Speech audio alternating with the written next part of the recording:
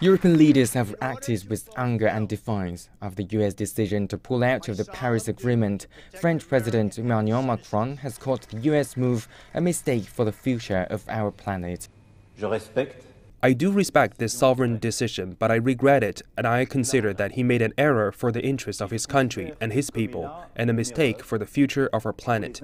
In no case will we renegotiate a less ambitious agreement. European Commission President Jean-Claude Juncker also slammed the Trump decision as seriously wrong. Echoing this sentiment was EU Commissioner for Climate Action and Energy, who pledged continued global leadership on climate change.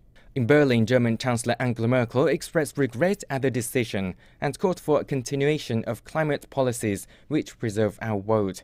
While in London, British Prime Minister Theresa May told Trump during a phone call that climate accord was a safety net for future generations. Dutch Prime Minister Mark Rutte said he regrets Trump's decision, saying that addressing climate change is not only necessary but also offers global economic opportunities.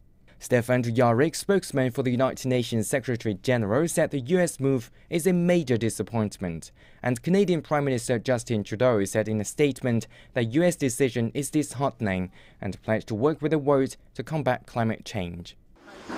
Citing a litany of figures, Trump argued that the pact would hurt domestic manufacturing and other industries and would put the US at a disadvantage with China, India and other rising powers. However, under the agreement, the US withdrawal from the accord cannot actually be finalized until near the end of Trump's term. Jianhua, CGTN.